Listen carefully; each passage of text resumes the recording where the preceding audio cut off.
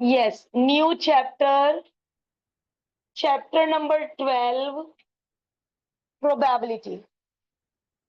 Sample space बनाया है 9th-10th में। कर्ली ब्रैकेट में क्या लिखते हैं? सारे पॉसिबल आउटकम्स। तो 12.1 एग्जाम में नहीं आएगी। 12.1 में आपको सिखाया गया है how to make a sample space. Reason, आगे हर एक्सरसाइज में सबसे पहले क्वेश्चन पढ़कर सैंपल स्पेस ही बनाया जाता है। सैंपल स्पेस ही बनाना ना आए तो आगे की एक्सरसाइजेस कैसे होंगी? तो एक्सरसाइज 1 में केवल और केवल सैंपल स्पेस बनाना सिखाया गया है। बट आप उससे पहले 2-4 बातें एजर्शन रीजन वगैरह के लिए लिखिए। जो मैं लिख रही हूं नोट करिए, आता सबको है। 9th और 10th में सब पढ़ा है आपने। Probability is a measure of uncertainty. Die throw किया, कितना चांस है 6 आने का? डाई थ्रो, कॉइन थ्रो किया, कितना चांस है हेड आने का, ना आने का, हेड ना आने का?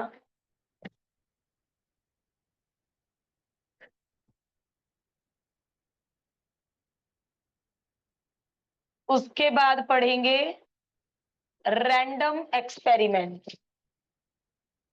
कोई भी एक्सपेरिमेंट जिसका आउटकम पहले से अंदाजा ना लगाया जा सके। कॉइन उछालोगे, पहले से अंदाजा लगा लोगे कोई हेड ही आएगा? डाई उछाला, जरूरी है 6 ही आएगा? तो जिसके रिजल्ट का हम प्रेडिक्शन ना कर सके, ऐसे एक्सपेरिमेंट को कहते हैं रैंडम एक्सपेरिमेंट। डेफिनेशन फिर भी लिख लो, एजर्शन रीजन या कहीं भी आ जाए। Random experiment, an experiment is called random if it results in 2 or more outcomes, 2 or more outcomes। अभी बात करते हैं आपसे। 2 or more outcomes and it is not possible to tell the outcome in advance. To tell the outcome in advance।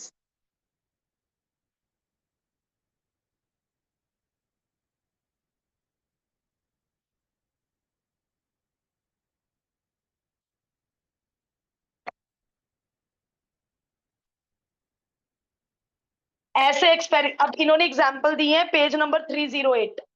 Example दिए हैं, tossing a coin is a random experiment, tossing 2 coin, tossing 3 coin, throwing a die, drawing a card from the pack of 52 cards। ये सब किसके example है? Random experiment के। हमने well shuffle ताश को अच्छे से पीस दिया, उसमें से एक कार्ड निकाला, कोई गारंटी नहीं है कौन सा कार्ड आएगा। और टोटल आउटकम कितने हैं? 52। कोई भी कार्ड निकल सकता है, टोटल आउटकम है 52। सैंपल स्पेस, सारे आउटकम्स के कलेक्शन को सैंपल स्पेस कहते हैं। Collection of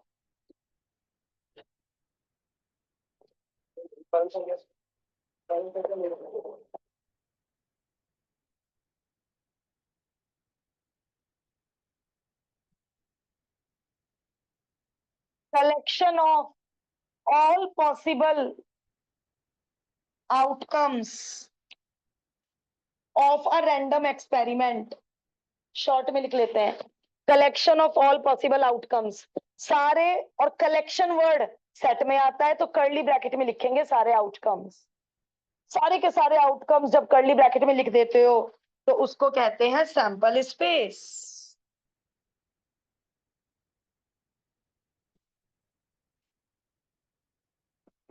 example number 1, sample space बनाइए, कॉइन और डाई को टुगेदर थ्रो किया। चलो भाई, क्या क्या पॉसिबिलिटी होंगी? कॉइन और डाई को टुगेदर टॉस किया, टॉस टुगेदर।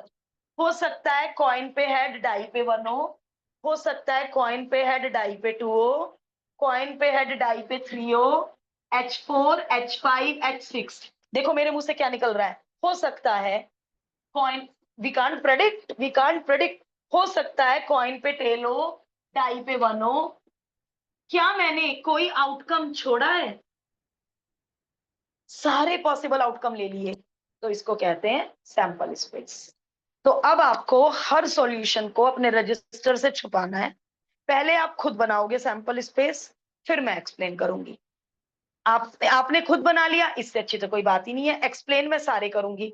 बट सॉल्यूशन बहुत ज्यादा एक्सप्लेनेशन नहीं लिखना है, only right the sample space. ये 1 मार्कर एमसीक्यू में या एजर्शन रीजन में आ सकते हैं, ये क्वेश्चन डिटेल में नहीं आ सकते। कहां पे? स्मॉल ब्रैकेट ना, sample space is a set event. हाँ कर सकते हैं, इट्स अप टू यू। इसको आप ऐसे भी प्रेजेंट कर सकते हैं, both presentation are correct, both presentation are correct. सोन मत लगा देना, डॉट डॉट नहीं, presentation, both presentation are correct. कैसे भी लिख लो, दोनों एक ही बात है, कोई नंबर नहीं कटेंगे।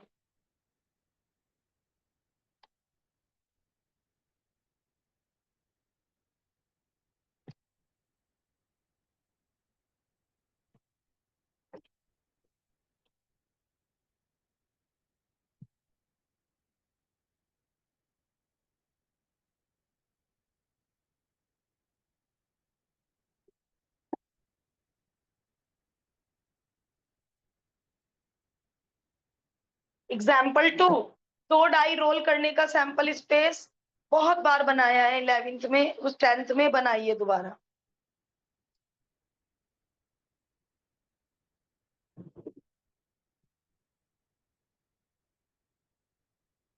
दो डाई रोल की है, सैंपल स्पेस बनाना है, सबको आता है 2 डाई का सैंपल स्पेस, कुछ नया नहीं है। 1 1 1 2 1 3 1 4 1 5 1 6, कोई भी ये डैश नहीं लगाएगा, सारे आउटकम लिखिए।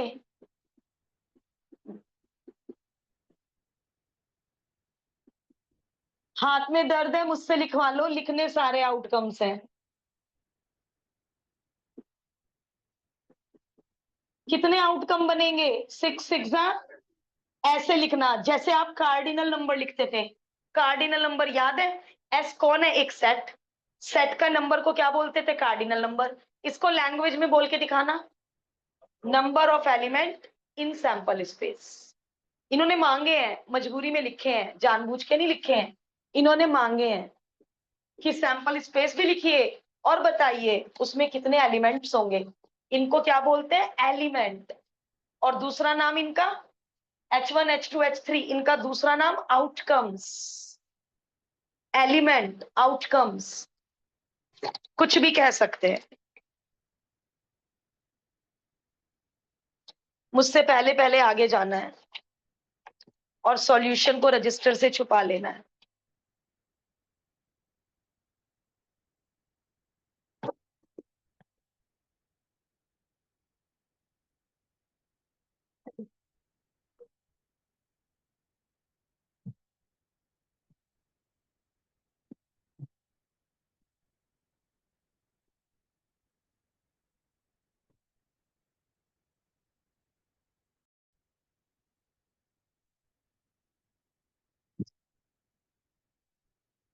रेगुलर रह पाओगे क्या?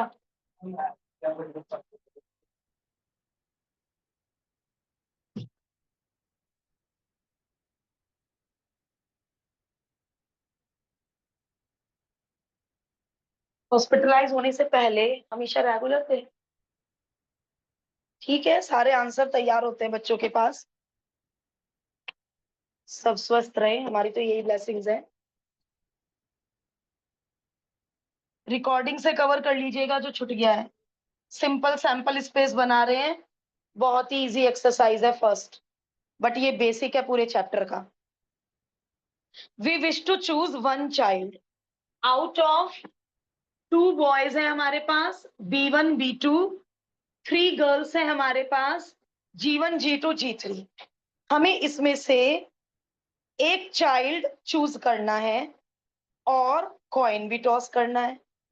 यदि हेड आया तो बॉय चूज होना चाहिए, टेल आया तो गर्ल चूज होनी चाहिए। हेड आया तो बॉय चूज होना चाहिए, टेल आया तो गर्ल चूज होनी चाहिए।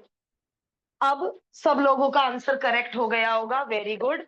बट लास्ट ईयर सुनो, 2 स्टूडेंट ने इस क्वेश्चन को ऐसे कर दिया, HB और TG। लास्ट ईयर 2 स्टूडेंट ने ये बनाया sample space. Why it is wrong? HB कौन सा बॉय है ना, हेड आने के बाद कौन सा बॉय सिलेक्ट हुआ? HB तो बिल्कुल गलत हो गया। TB टेल आने के बाद कौन सी गर्ल सिलेक्ट हुई? भाई 3 गर्ल थी, तीनों एक जैसी कोई है? भाई मान लो दोनों बॉय ट्विंस हैं, कोई फर्क ही नहीं है दोनों बॉयज में, तब तो HB समझ आता है। तो कौन सा बॉय, टेल के बाद कौन सी गर्ल? तो इसलिए ये रॉन्ग है, ये करेक्ट है, दिस इज रॉन्ग।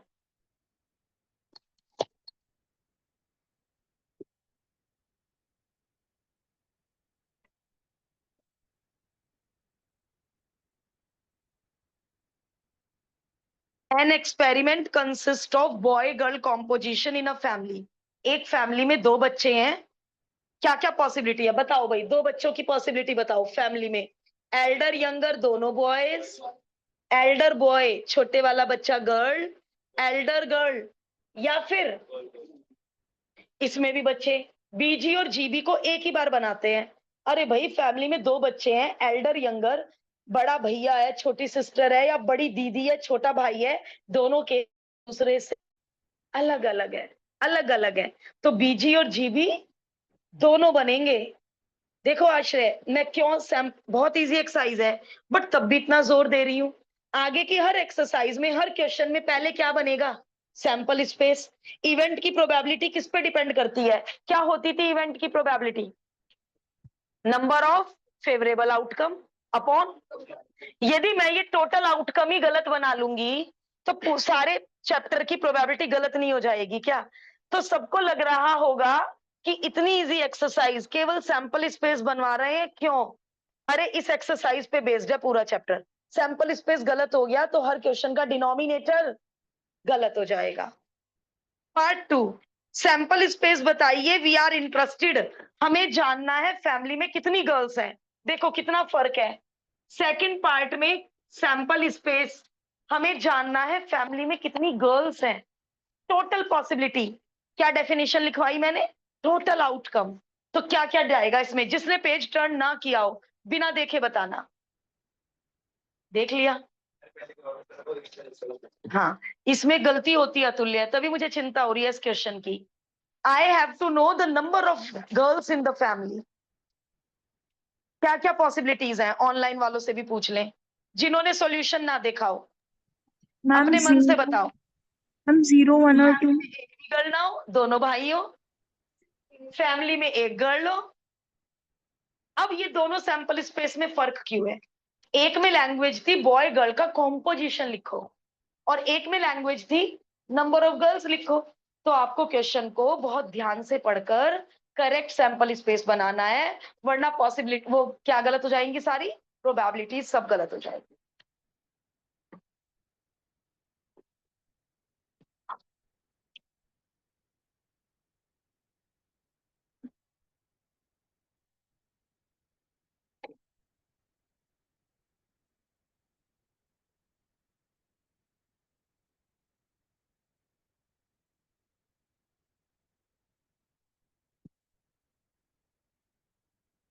जैसे आपने बॉय और गर्ल का नाम B1 B2 मान लिया था, नेक्स्ट क्वेश्चन में रेड बॉल है तो R1 R2 ऐसे नाम मान लो, खुद करके दिखाओ।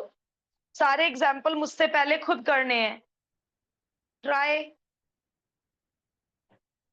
तभी माइंड शार्प होगा। बोर्ड से कॉपी करते रहोगे तो कैसे माइंड शार्प होगा? ट्राई करो 5, जिनका 5 हो गया 6 पे पहुंच जाओ, रुकने की जरूरत नहीं है मेरे लिए।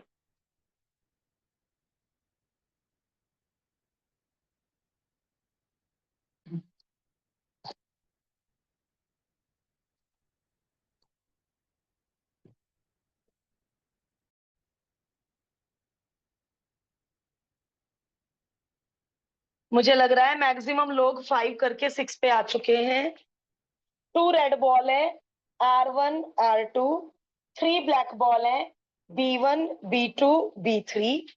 हमें केवल एक बॉल निकालनी है, तो पहला पार्ट तो बहुत इजी, यही हो गया पहला पार्ट। तो एक बॉल निकालनी है, हो सकता है रेड 1 निकल जाए, हो सकता है रेड 2 निकल जाए, हो सकता है ब्लैक 1 निकल जाए। तो ये हमारा पहला पार्ट हो गया। 2 बॉल निकालनी है,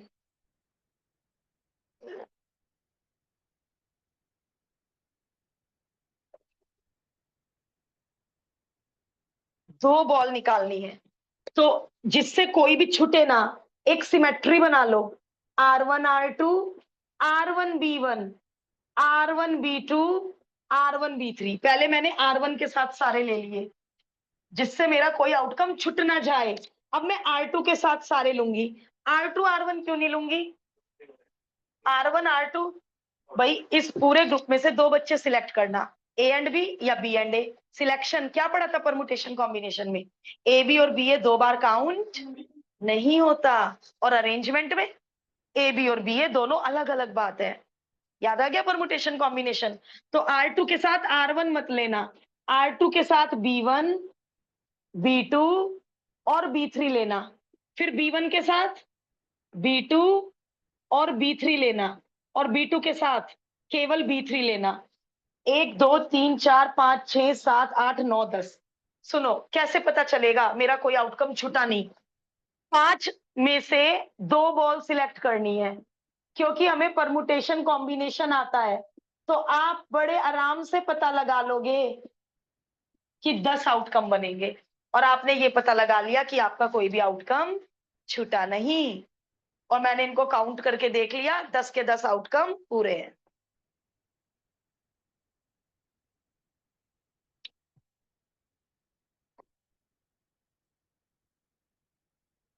जब वो कुछ ना दें तो क्या लेते थे हम परमुटेशन कॉम्बिनेशन में? विदाउट रिप्लेसमेंट, यानी बॉल निकाली वापस नहीं रखी। यदि इसमें बॉल निकाल के वापस भी रख देते तो एक केस और आता, R1 R1, R2 R2, दोबारे दोबारे R2 ही निकल गई, क्योंकि वापस रखते जा रहे हैं। B1 निकाल ली, वापस रख दी, दोबारे B1 निकल गई। तो इसमें 5 केस और ऐड हो जाएंगे, R1 R1, R2 R2। कब? यदि क्वेश्चन होता विद रिप्लेसमेंट। तो जब कुछ दिया नहीं होता है तो विदाउट रिप्लेसमेंट लेते हैं। प्रोसीड। Example number 6।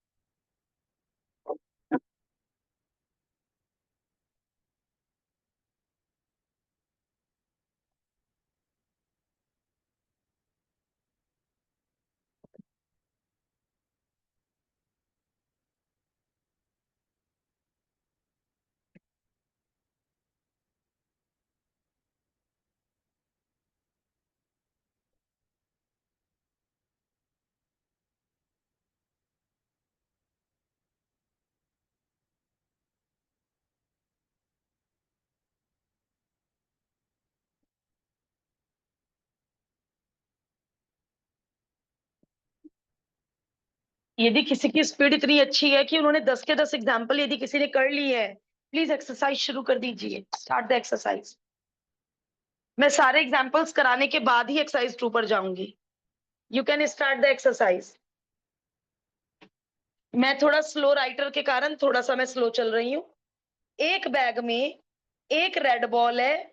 अब देखो, आइडेंटिकल, जो मैं ट्विन बॉयज की बात कर रही थी वो वाली बात आ गई। चारों ब्लैक बॉल एक जैसी हैं, यहाँ B1 B2 B3 B4 नहीं चलेगा, केवल बी चलेगा। चारों बॉल साइज में और dark black light black colour एकदम सेम है, आइडेंटिकल है। तो यहाँ B1 B2 B3 नहीं चलेगा बेटा।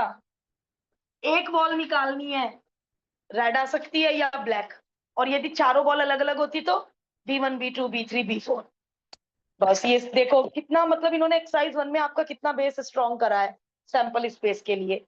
अब की बार 2 बॉल निकाली और निकालने के बाद वापस भी रख दी। चलो, बिना बुक में देखे बनवाओ। सेकंड पार्ट, पहली बार में रेड आ गई, दूसरी बार में भी रेड। पहली बार में रेड आ गई, दूसरी बार में ब्लैक।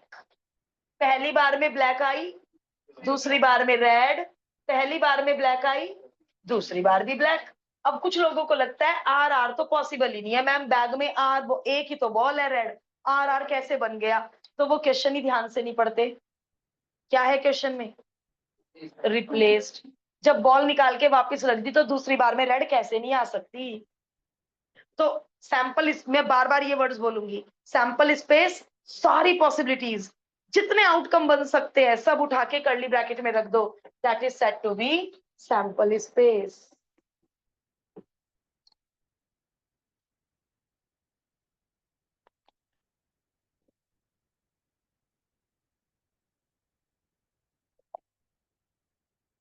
एक गर्ल के पास 1 रुपी का कॉइन है, 2 रुपी का कॉइन है और 5 रुपी का कॉइन है पॉकेट में। शी टेक्स आउट 2 कॉइन, 2 सिक्के निकाले, वन आफ्टर द अदर। इन्होंने कुछ कहा नहीं तो मैं क्या मान के चलूं? Without replacement. जब वो कुछ नहीं कहेंगे तो विदाउट रिप्लेसमेंट लेना है। 2 सिक्के निकाले, एक के बाद एक, तो सैंपल स्पेस बनाइए। चलिए सैंपल स्पेस, पहले 1 रुपी का निकाला, फिर 2 रुपी का कॉइन, 1 का निकाला, 5 का कॉइन, 2 का निकाला, 5 का,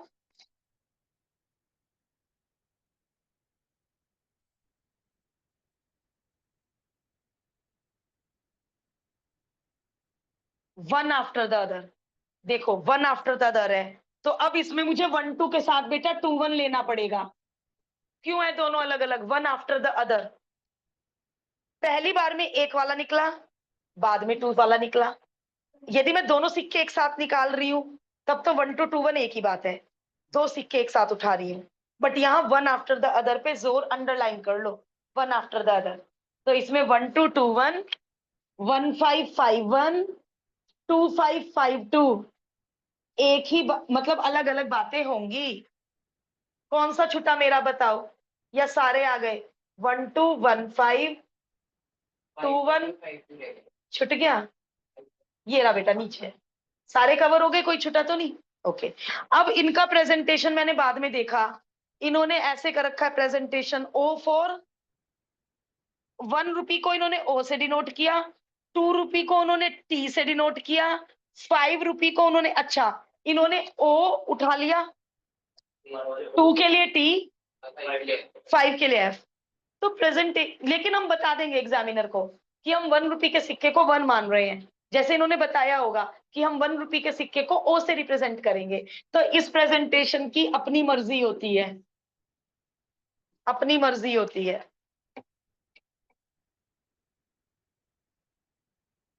एक डाई है रेड कलर की और एक डाई है व्हाइट कलर की और एक डाई है ब्लू कलर की। रेड व्हाइट और ब्लू,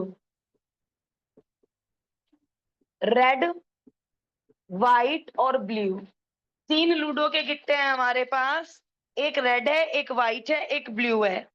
पहले एक डाई निकालो, उसे रोल करो, उसका कलर भी नोट करो और कलर के कलर और जो नंबर आया वो भी नोट करो। कितना इजी है, डाई रोल करो और नंबर नोट करो। क्या क्या पॉसिबिलिटीज है?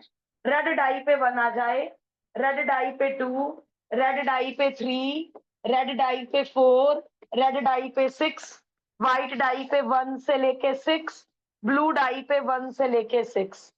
टोटल आउटकम 6 3 जा 18। इतना इजी है। पहले डाई रोल करना है, फिर उसका कलर लिखना है और उसके ऊपर जो नंबर आया वो नंबर लिखना है।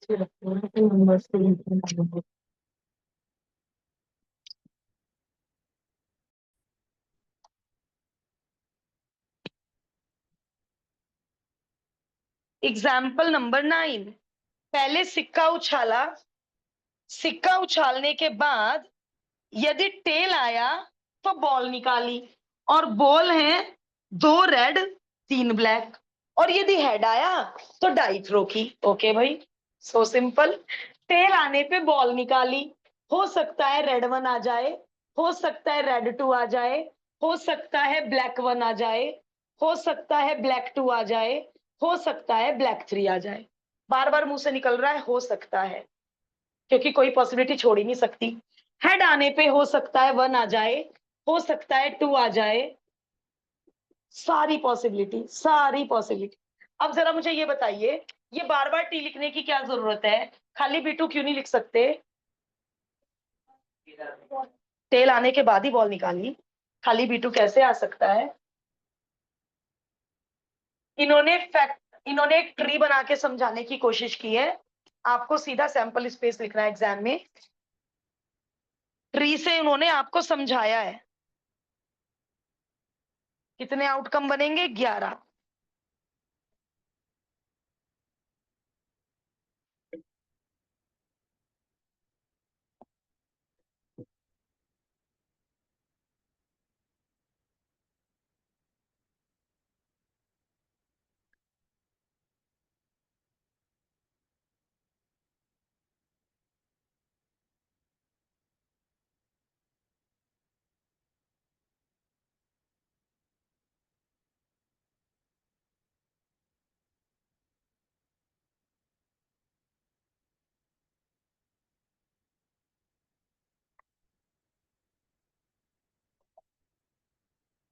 Last example of the exercise.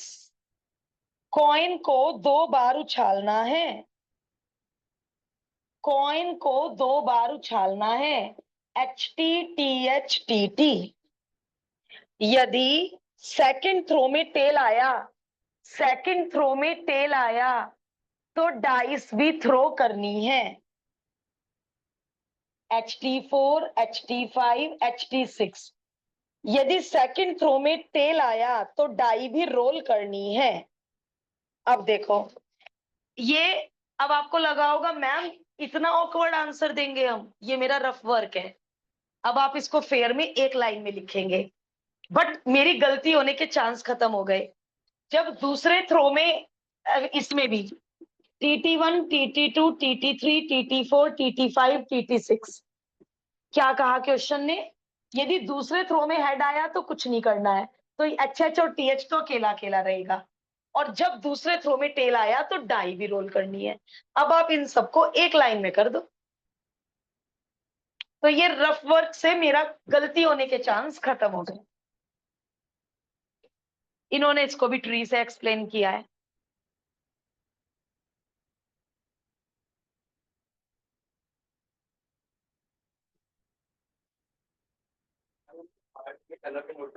Ma'am मेरे क्या है? एक्सरसाइज में 2 डाउट्स हैं। ओके जानवी।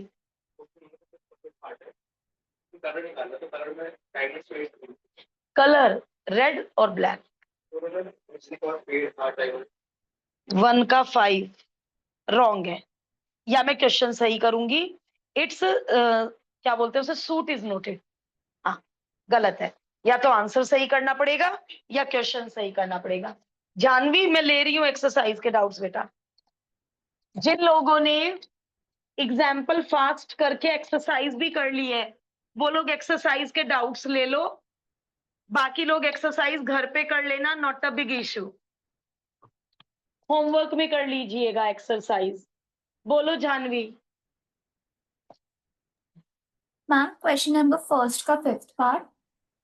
ये क्वेश्चन आंसर रॉन्ग है, रेड और ब्लैक, या फिर क्वेश्चन सही करना पड़ेगा। इट्स सूट इज नोटेड, उन्होंने स्पेड क्लब वगैरह दे दिया, या ओके तो मैम। क्वेश्चन सही करना पड़ेगा या आंसर सही करना पड़ेगा। सब लोग देख लीजिए, 1 का 5 रॉन्ग है। और कोई doubt? Third question. Third question और आप 1 का 6। 1 का 6 पर्सन ने नंबर ऑफ एक्सीडेंट नोट किए। पूरे साल में किसी पर्टिकुलर रोड पे कितने एक्सीडेंट हुए? बोलो सारी पॉसिबिलिटी। हो सकता है एक भी एक्सीडेंट ना हुआ हो सकता है पूरे साल में एक ही हुआ हो। आप ये नहीं कहेंगे ये कैसे पॉसिबल है 0 एक्सीडेंट। अरे भाई सारी पॉसिबिलिटी लेनी है। हो सकता है 3 हुए हो, लेकिन मैं कहां पे रुकूं? इसका नंबर नहीं बता सकते। 20 एक्सीडेंट हुए, 21 हुए, 22 हुए, 23 हुए, 50 हुए, 100 हुए, एक साल में रुक नहीं सकती मैं कहीं भी। सोन का मतलब इनफाइनाइट तो होता है। सोन छोड़ दो। Infinite set chapter 1। इसकी ये क्वेश्चन प्रोबेबिलिटी का नहीं बनेगा। डिनोमिनेटर में क्या लिखेंगे? प्रोबेबिलिटी नहीं पूछेंगे ऐसे क्वेश्चन में। जानवी 6 बोला 7? Third, ma'am. थर्ड। कॉइन को रेपिटेडली बार बार बार बार उछालते जाना है कॉइन को जब तक कि टेल ना आ जाए, और टेल आते ही रुक जाना है। If the tail comes up, और रेपिटेडली तब तक उछालते जाओ जब तक टेल ना आ जाए। चलो भाई बनाओ। कब तक उछालते जाना है? पहली बार में ही टेल आ गया, गेम खत्म। हो सकता है पहली बार में टेल आ जाए, हो सकता है दूसरी बार में टेल आए, हो सकता है तीसरी बार में टेल आए। जानवी इसमें TH क्यों नहीं आ सकता? इसमें HTH क्यों नहीं आ सकता? इसमें TTH क्यों नहीं आ सकता बेटा? क्योंकि टेल जाने पर रुक जाना है। तो ये टेल आने के बाद दोबारे थ्रो कैसे किया? टेल आने के बाद दोबारे थ्रो कैसे किया? ये तो पहली बार में ही टेल आ गया था, दूसरी बार ही थ्रो कैसे किया? तो टेल आते ही रुक जाना है, और हमें क्या पता कौन से थ्रो में टेल आएगा? तो इसका भी नंबर कांट बी डिटरमिन्ड। हमें नहीं पता हमें कब रुकना है। 5वीं बार में टेल आया, 6ठी बार में आया, 7वीं बार में आया, 8वीं बार में आया, वी कांट प्रेडिक्ट। तो इसको भी सॉन करके छोड़ना पड़ेगा। बढ़िया क्वेश्चन है एक्सरसाइज में भी।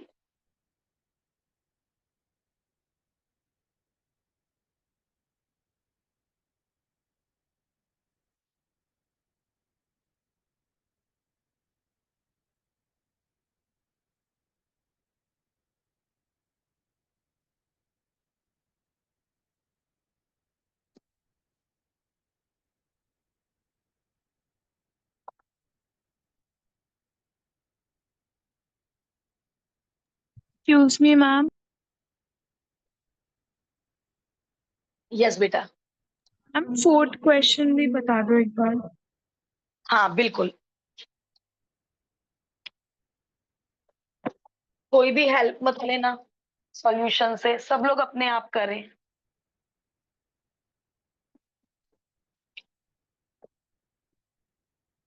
In team A, there are 2 boys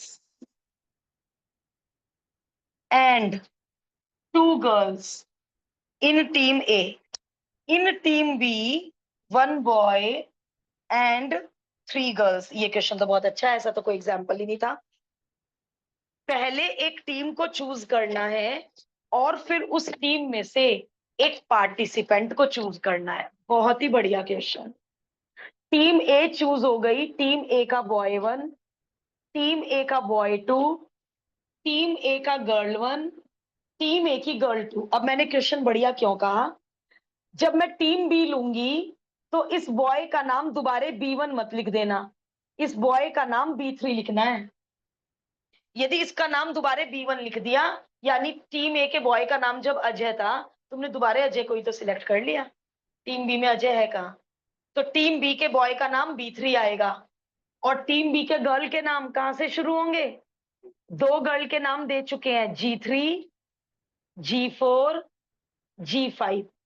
B stand for team B, A stand for, और ये B1 B2 B1 boy 1 boy 2 और ये वाला बॉय 3, गर्ल 1 गर्ल 2, और ये 3 गर्ल ये रही गर्ल 3 गर्ल 4 गर्ल 5। कुहू आपका डाउट था, क्लियर हुआ बेटा? Yes ma'am.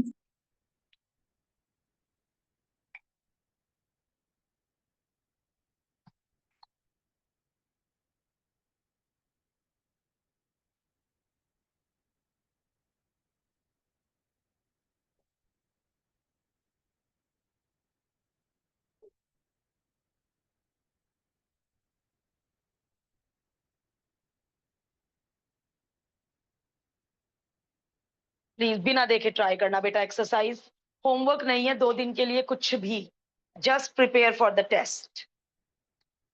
पूरे मन से पूरा चैप्टर रिपीट कर डालना रफ नोटबुक में।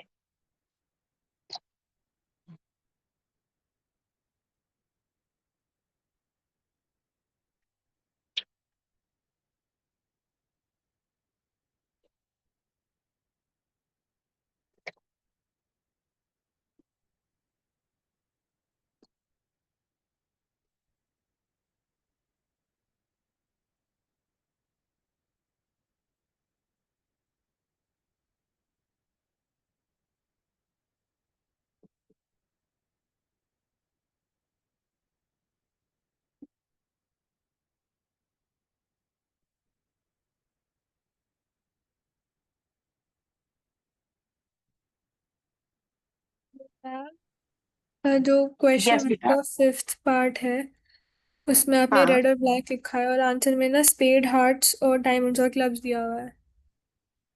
आद्विका कहीं चले गए थे क्लास छोड़ के? नहीं मैम, सुना नहीं होगा मैंने, मैं क्वेश्चन कर रही हूँ।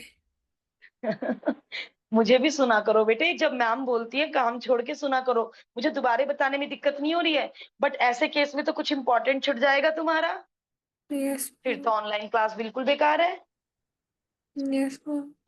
ये क्वेश्चन, या तो हम क्वेश्चन को सही करेंगे कि सारे सूट्स लिखिए, या फिर हम आंसर को ठीक करेंगे। Okay ma'am. एक चीज को करेक्ट कर लो। ओके।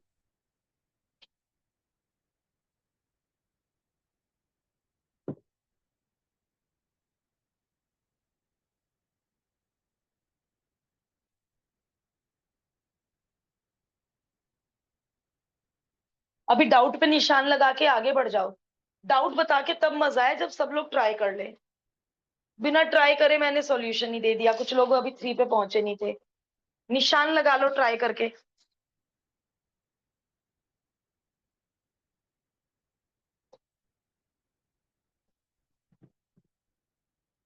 यस बेटा।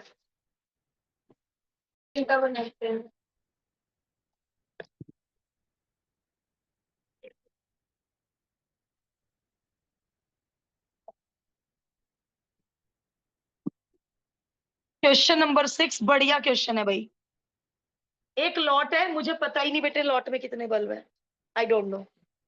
उस लॉट में से 3 बल्ब निकाले, उस बल्ब को चेक करा और उस बल्ब को बताया कि वो खराब है या सही है। खराब के लिए डी लिखना है और सही सही के लिए एन लिखना है। Right the sample space. देखो क्वेश्चन को समझने की कोशिश करो। मेरे पास एक कार्टन में बहुत सारे बल्ब हैं, मुझे उसमें से 3 सिलेक्ट करने हैं। ठीक है, मैंने पहला बल्ब उठाया। क्या पॉसिबिलिटी है पहला बल्ब की? हो सकता है डिफेक्टिव हो। फिर मैंने दूसरा बल्ब उठाया, उसको 2 कैटेगरी में डिवाइड करना है, या तो वो सही होगा या वो खराब होगा। फिर मैंने तीसरा बल्ब उठाया, उस कार्टन में से मुझे उसको एक कैटेगरी में डालना है, या तो वो खराब होगा, उसे चेक करके देखा, या तो मैं उसे ये कहूंगी डिफेक्टिव 1 डिफेक्टिव 2। अरे भाई वो दूसरी प्लेस पे है तो दूसरा बल्ब भी तो है, डिफेक्टिव 2 क्यों कहूंगी? हमें बल्ब उठाना है और उसको कैटेगरी देनी है कि वो खराब है या सही है। मैं बल्ब उठा रही हूँ और स्विच बोर्ड में चेक कर रही हूँ और उसको कैटेगरी का नाम देती जा रही हूँ। मैंने तीसरा बल्ब उठाया, ओ भाई वो भी डिफेक्टिव निकल गया। या क्या हो सकता है, पहला डिफेक्टिव, दूसरा डिफेक्टिव, तीसरा नॉन डिफेक्टिव निकल गया। पहले मैं यहाँ पे डी फिक्स कर रही हूँ जिससे मुझसे कोई केस छूट ना जाए। डीएन एनडी डीएनएन, सिमेट्री बनाने से कोई केस छूटता नहीं। मैंने हर बार पहले में डिफेक्टिव ले लिया और दूसरे में डीडी डीएन एनडीएनएन, मेरा कोई छुट ही नहीं सकता। अब मैं पहली बार एन को फिक्स कर दूंगी और बाकी 2 को सारी पॉसिबिलिटीज बोलो, डीडी डीएन एनडी एनएन। अब बताओ कोई छुटा ही नहीं होगा और कोई पॉसिबिलिटी ही नहीं। तो क्वेश्चन क्या था, बहुत सही डाउट आया इसका। ये D1 N1 लिखना चाह रहे हैं, नहीं। लॉट में से बल्ब उठाया, स्विच बोर्ड में चेक किया और बता दिया कि डी है वो या एन है वो।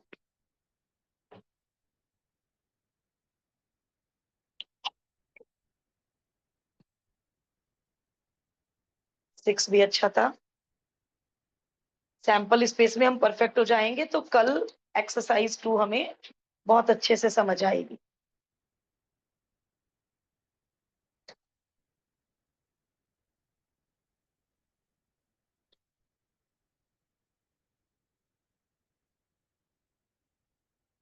जैसे परमुटेशन एंड कॉम्बिनेशन में लॉट ऑफ लॉजिकल थिंकिंग चाहिए थी, याद करो कितना सोचना था, कितने केसेस बनेंगे।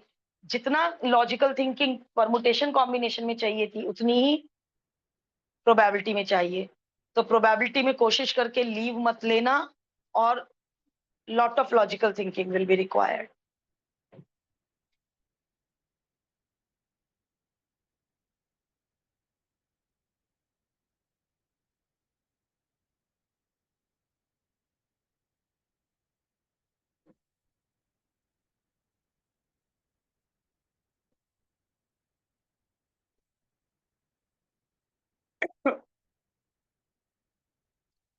सेवन पर आ गए।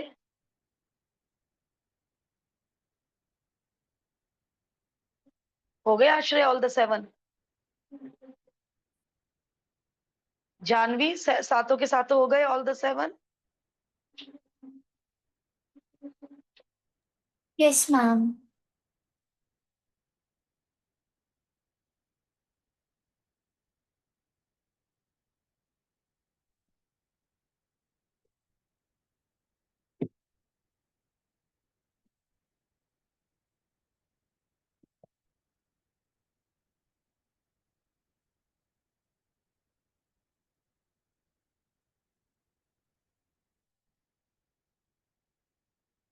Very good. 1 आवर का टारगेट लेके चलना चाहिए, है ना। 5 मिनट एक्स्ट्रा लग गए कोई बात नहीं, बट 4 स्लिप हैं, चारों स्लिप पे सेपरेटली 1 2 3 4 लिखा है। उन स्लिप्स को एक बॉक्स में डाल के मिक्स कर दिया।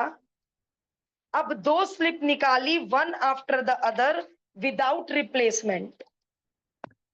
तो ये क्वेश्चन उसकी तरह हो गया, वन आफ्टर द अदर की तरह। पेपर तो हो सकता है पहली बार में स्लिप 1, दूसरी बार में स्लिप 2, 1 3 1 4, 2 1 2 2। अच्छा 2 2 तो आ ही नहीं सकता। क्यों नहीं आ सकता 2 2? Without replacement. 3 1 3 2 3 3 नहीं आ सकता। 4 1 4 2 4 3 4 4 नहीं आ सकता। एंड क्वेश्चन खत्म।